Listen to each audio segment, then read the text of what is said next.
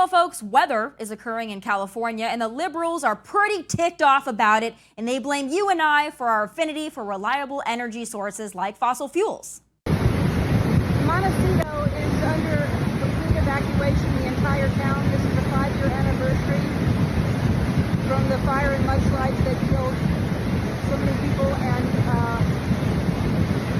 people lost their homes, their lives. This is crazy. We need to be nicer to Mother Nature, because Mother Nature is not happy with us. Yes, Mother Nature is very angry, Ellen, but not because of fossil fuels and climate change, more like liberals like you who push 65 gender options and freelance biology in the form of transgenderism. You'll also note that these elite celebrities like Ellen, Prince Harry, Meghan Markle, and Oprah, who live in one of the most expensive zip codes in the freaking world, Montecito, California, are not willing to downsize their energy-sucking mega mansions or fly commercial to save birthing person Earth, but they are willing to eliminate entire job sectors and the hardworking Americans who rely on them. They are totally good with that, naturally. But even worse than these celebrities is their greasy-haired leader, Gavin Newsom, who wants you to know this weather stuff is not normal. We're in the middle of a 3-year mega drought in the entire west coast of the United States. How many segments have you guys been doing on Lake Mead and Powell and the Colorado River and aerification of the western United States and what's happening with land repurposing and the ag community and the economic impacts? I was just doing that a few weeks ago as well. And now there we are talking about historic floods and atmospheric rivers now stacking 6 with 3 more on the way. Folks, are you thinking what I'm thinking? Isn't that the same freaking zip-up sweater he wore back in September of last year as he sat in an undisclosed air-conditioned room and lectured his constituents on conserving energy whilst imploring them to shut off their air conditioners and unplug the electric cars he now mandates? Yes, I think so. Flashback, please. Everyone has to do their part to help step up for just a few more days. Individuals, the state, industries, business, all doing their part to help reduce strain on the grid. Californians, you've rallied before, and we can do it again. Keep it up. Yep, same zip up, same hack, same Gavin Newsom. It would be funny if it wasn't so pathetic. Forgive me, but I won't lose a wink of sleep worrying about these filthy rich celebrities or their mega mansions or their luxury sports cars. If Noah can manage, so can you.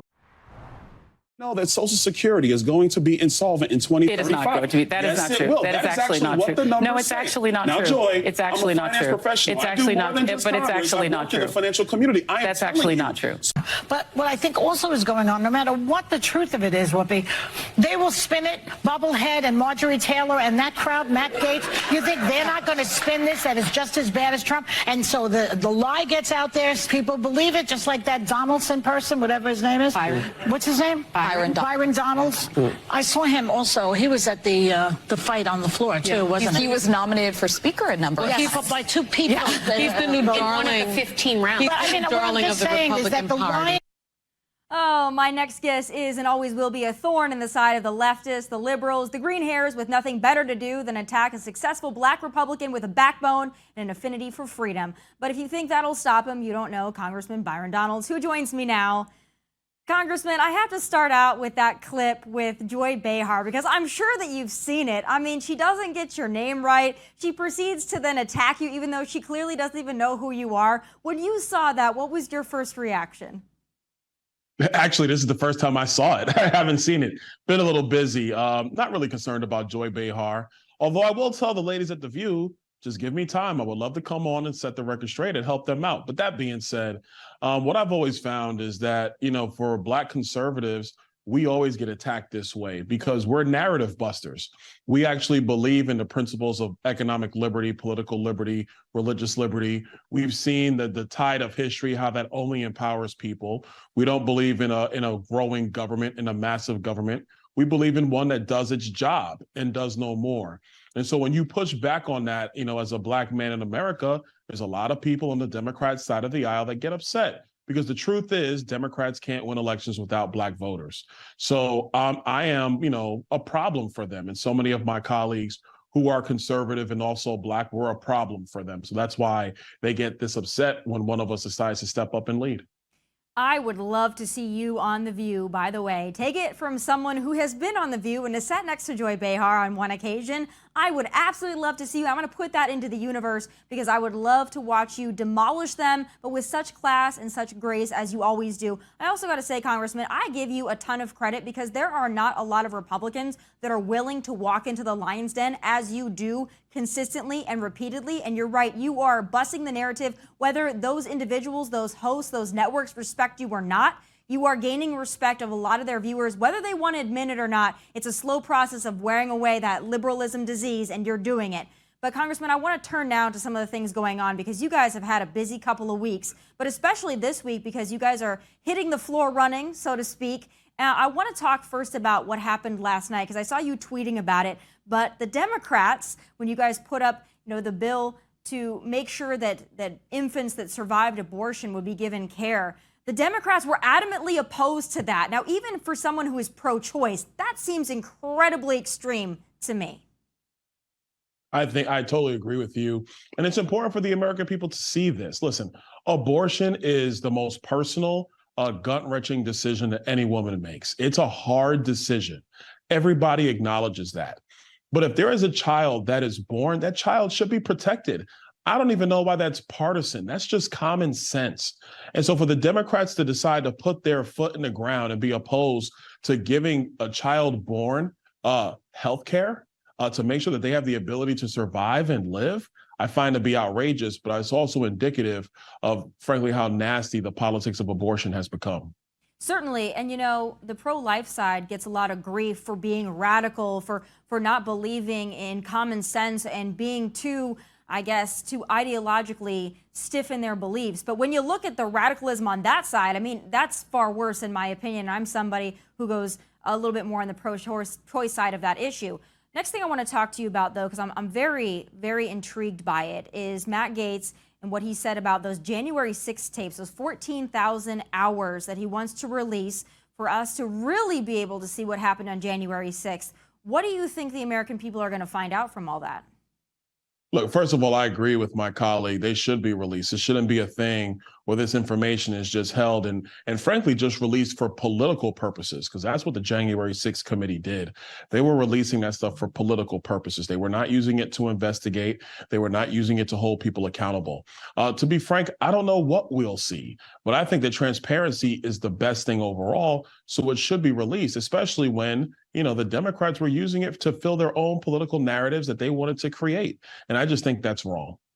Oh, it certainly is. And I think that there are a lot of people that are going to be vindicated when the truth really does come out about January 6th. It was a horrible day for everybody involved. But the way that it's been spun and the way that it's been weaponized and used has been entirely unfair to conservatives at large, especially conservatives that were not anywhere near the Capitol on that day, who are still blamed for what happened. So I'm very interested in what we're going to see there. But correct me if I'm wrong, this first couple of weeks, it seems like there's been a lot of oversight happening on your side with House Republicans. A lot of investigations you guys are teeing up. One of the ones that I think is so interesting is the weaponization of the federal government, the DOJ, the FBI. What do you think you guys are going to be able to do to hold those institutions accountable? Are you going to be able to really drain that swamp, something we talk about but is yet to be done? I believe so, but I also don't want to do what the Democrats have done. They've always had this working pattern where they pick a target and then they do everything they can to fulfill the narrative that they started out with. What we want to be able to do is do the investigative work to really dig down deep and see where the problems are. Once we figure those problems out, then we will come out with a set of what the remedies or solutions need to be or consequences need to be. But I don't want to start there first because it may not be the entire FBI or the entire Department of Justice or, frankly, even the entire White House. It might be elements within each office and each agency. And so that's why we want to be very deliberate in this process. We don't want to jump to conclusions. We want the evidence to lead and let the evidence speak for itself. And then based upon what we see and what we find, then the necessary remedies will come from that. Well, that's fantastic because the American people really are looking at this slim House majority, wondering what you guys are going to do to make their daily lives better. And whereas we all want investigations, we all want accountability, we also want something to be done to better the lives of the American people, even if that is just standing in the way of what the left has been doing for the last couple of years. But speaking of that, I want to get your top line thoughts. You know, found classified documents from Joe's tenure as vice president in a closet, now in a garage.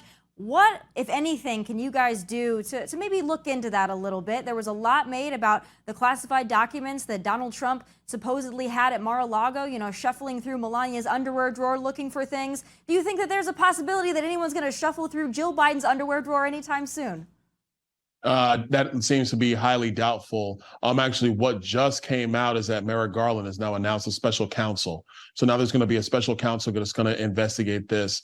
But look, my questions are very clear. Number one, how did the vice president of the United States acquire these classified documents? And why were they stored in two different locations?